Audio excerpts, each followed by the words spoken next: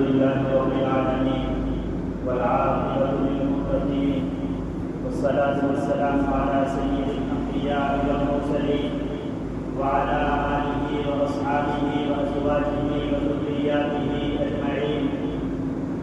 أما بعد فأعوذ بالله من الشيطان الرجيم. بسم الله الرحمن الرحيم.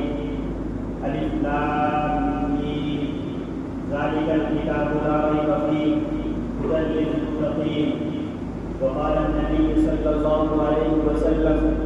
خيركم من تعلم القرآن وعلمه. صدق الله العظيم وصدق رسوله النبي الكريم، ونحن على ذلك من الشاهدين والشاكرين، والحمد لله رب العالمين. واجب الاحترام معزز سامعین اکرام، عزیز دینی بھائیوں، بزرگوں، نوجوانوں، اللہ رب العزت کا احسان ہے، اس کا کرم ہے،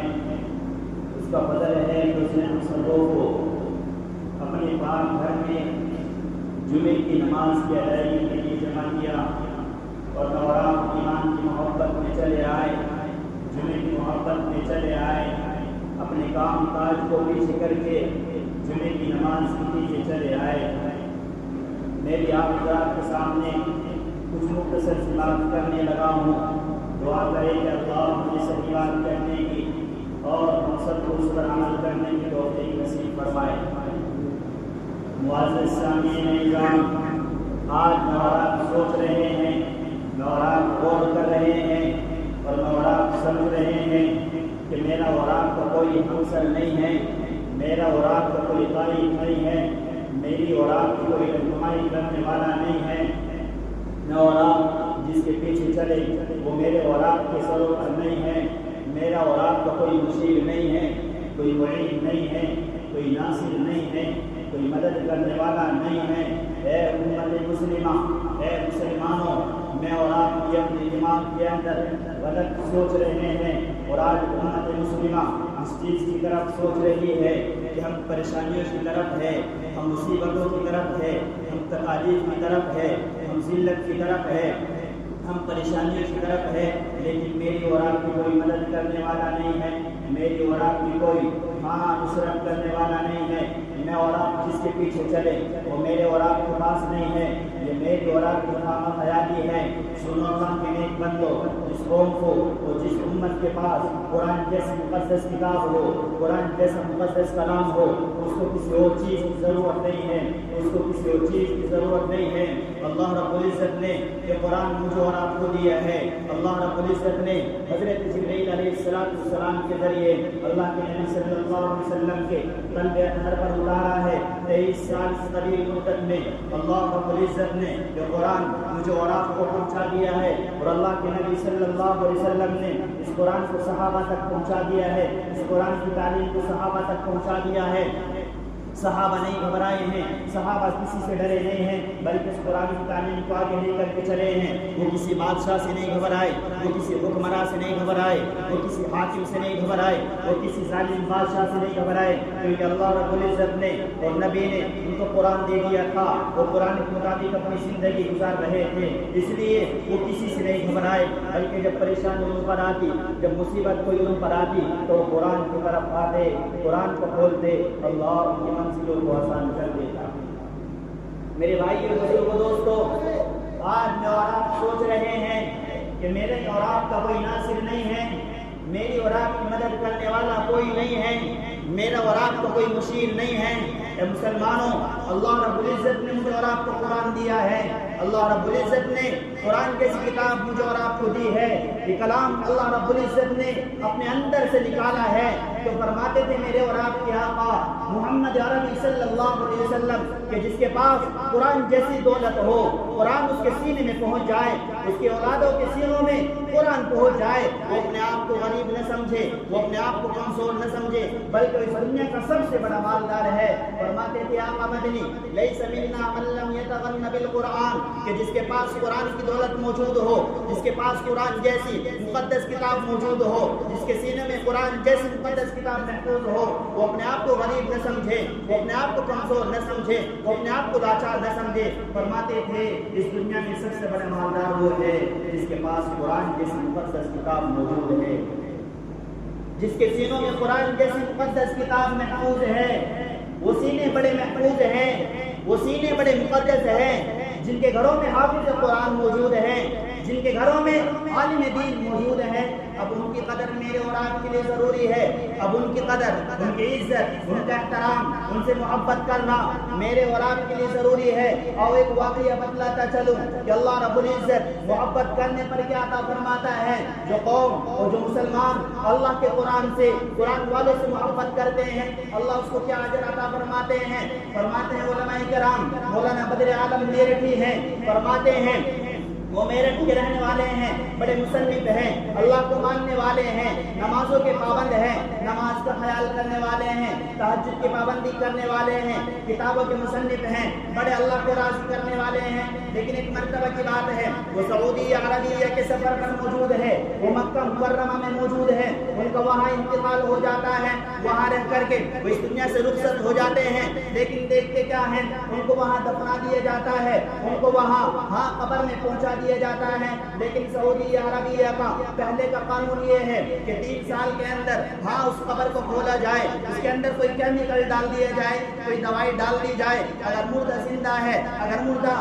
اس کے اندر کفن موجود ہے، وہ اس کیمیکل کے ذریعے سے ختم ہو جائے گا، وہ میت ختم ہو جائے گی۔ پھر 3 سال کے بعد اس قبر کے اندر دوسرے میت کو اتار دیا جائے، دوسرے میت کو دفن کر دیا جائے۔ لیکن وہاں کی سرکار دیکھتی ہے، حضرت مولانا بدر عالم میرٹھی کی قبر کو کھولتے ہیں اور دیکھتے ہیں کہ وہ کفن جو کا تو موجود ہے، وہ میت جو کی تو موجود ہے، وہ قبر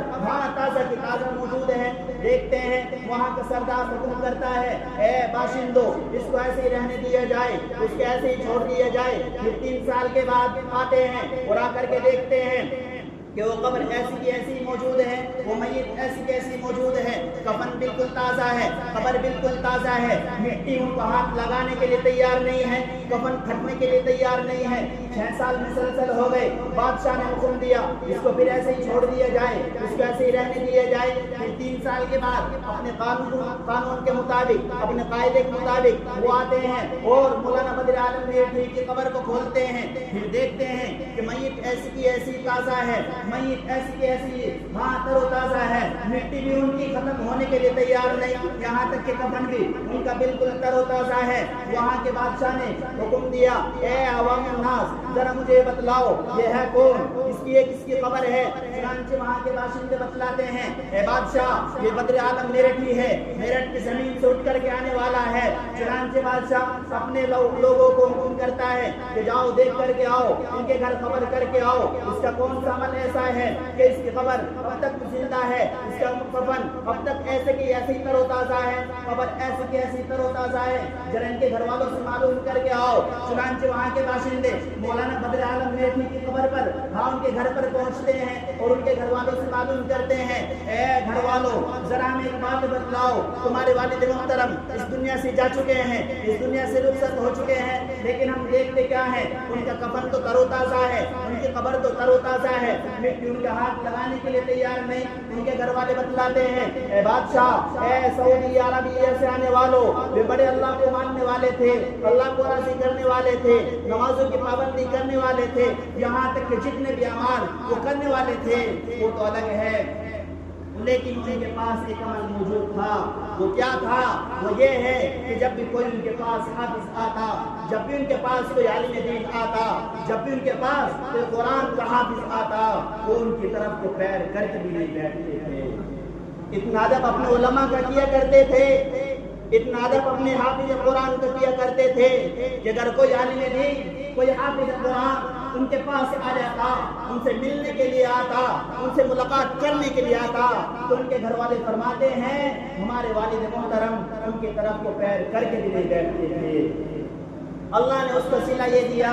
کہ آج جیسے وہ اس دنیا سے تو چلے گئے ہیں، لیکن ان کی قبر تر و تازہ ہے، ان کا کفن تر و تازہ ہے، اور وہ ایسی زندگی گزار رہے ہیں، وہ ایسی قبر میں لیٹے ہوئے ہیں۔ اس لیے اللہ کے نیک بندو، میرے اور آپ کے لیے بھی ضروری ہے کہ میں اور آپ کو قرآن کو اپنے سینے میں پہنچائے، قرآن سے محبت کریں۔ میرے آپ ارشاد فرماتے تھے یا تو عالم بن جاؤ یا طالب علم بن جاؤ، ان کی بات سننے والے بن جاؤ، ان سے محبت کرنے والے بن جاؤ، لیکن یاد رکھنا پانچویں چیز نہ بننا، ان سے بغض نہ رکھنا، ان سے دشمنی نہ رکھنا، ان سے عداوت نہ رکھنا، ان سے کینہ نہ رکھنا، ان سے کپٹ نہ رکھنا، ان سے لڑائی اور جھگڑے نہ کرنا، ورنہ یاد رکھنا اگر پانچویں چیز کے اندر تمہارا نام آ گیا تو تم برباد اور گمراہ ہو جاؤ گے۔